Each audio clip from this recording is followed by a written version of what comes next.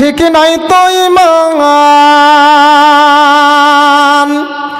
তাই তো বেধর্মীরা আমাদের করছে অপমান। আমরা কেমন মুসলমান আমাদের ঠিক নাই তো ঈমান। নামাজ পড়ো রোজা রাখো শক্ত করে ধর কোরআন। আমরা কেমন মুসলমান আমাদের ঠিক নাই তো ঈমান। তাই তো বেধর্মীরা আমাদের করছে অপমান। ঠিক নাই তো ঈমান। ভাইয়ে ভাইয়ে ঝগড়া করে কথা না বলে জীবন ধরে। ভাইয়ে ভাইয়ে ঝগড়া করে কথা না বলে জীবন ধরে। নিজের মাকে মা বলে না শাশুড়িকে বলে আম্মা জান। আমরা কেমন মুসলমান আমাদের ঠিক নাই তো ঈমান। আমরা কেমন মুসলমান আমাদের ঠিক নাই তো ঈমান। তাসের আড্ডায় বসে থাকি ক্যারাম বোর্ড খেলি তার পাশাপাশি। জালসার সভায় যাই না কবু মসজিদ তো যাই না কবু বসে দেখি টেলিভিশন। আমরা কেমন মুসলমান আমাদের ঠিক নাই তো ঈমান। আমরা কেমন মুসলমান আমাদের ঠিক নাই তো ঈমান।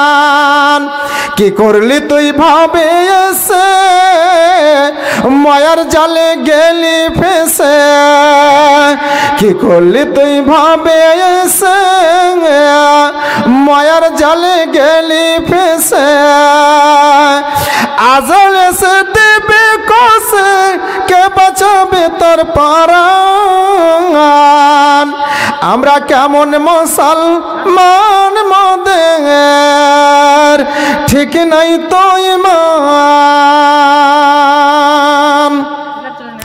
বন্ধুগণ আমার, ভাইজান আমার, আমরা এই তো আমাদের অবস্থা।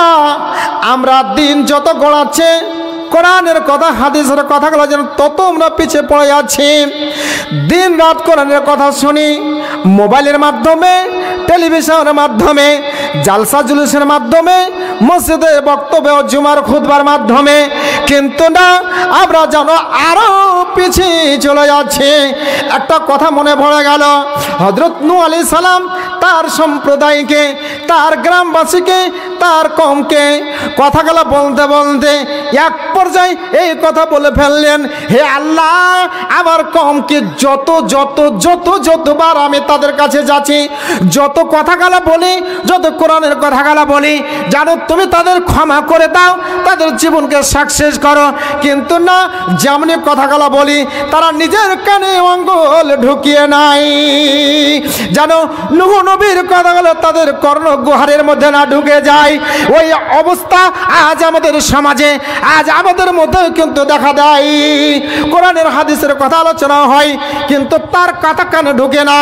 বাড়িতে বসে বসে ডেক বাজায়, বাড়িতে বসে বসে মোবাইল বাজায়, বাড়িতে বসে বসে টেলিভিশনের মাধ্যমে পড়ে থাকে, বন্ধু বান্ধবদের আড্ডা করে, চায়ের দোকানে আড্ডা করতে থাকে, জিলাপি দোকানে আড্ডা করে। কিন্তু না, ওই বন্ধুরা, ওই ভাইজানেরা, ওই বাবাজিরা কোরআন হাদিসের কথাগুলো কি যত শুনে মনে হচ্ছে আরো তারা ওই নূহ নবীর কমের মতন হয়ে চলেছে।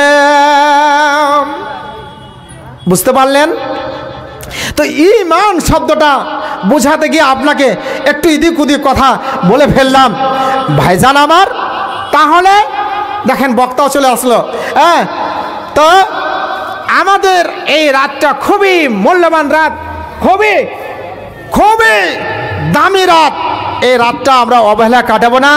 আজকে আমরা একটু সুযোগ পেয়ে আছি কোরআন হাদিসের মাধ্যম দিয়ে আমাদের জীবনের সব গুনাহ খাতাগুলোকে মাফ করে নিব। আল্লাহর কাছে দোয়া করি, হে রাব্বুল আলামিন, আমাদের অতীতের গুনাহগালা আল্লাহ তুমি ক্ষমা করো। আল্লাহ তুমি আমাদের জীবনের যত সাগিরা কাবিরা জানা অজানা গুনাহ আছে মাওলা, এই লাইলাতুল কদর রাত্রে